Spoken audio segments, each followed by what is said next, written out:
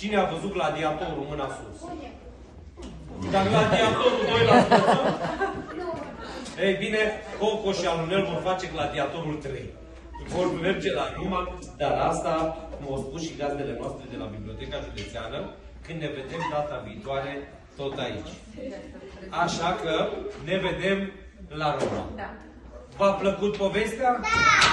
Nu, acum spuneți-ne ce notă dați, că am zis că nu avem note. Un catralion! Cum te cheamă? Mihai.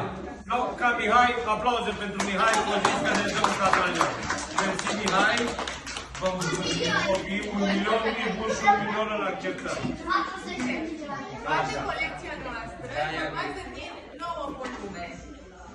Începutul, când își face bagajele, Paris, care tocmai ați ascultat-o, Roma, care vor fi interesul cu Gladiatorul, Veneția, acolo e un mare carnaval, dar în cartea noastră este un carnaval al animalelor. Toată colecția asta noastră de cărți este despre animale. 5 Barcelona, 6 Madrid, unde este un mare stadion de fotbal.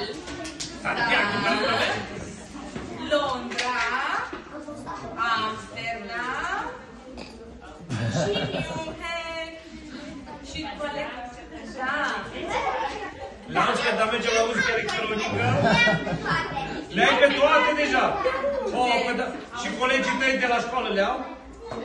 Păi, tu ești agentul nostru, te vânzări atunci la școală. Da! Le citești? Pe toate.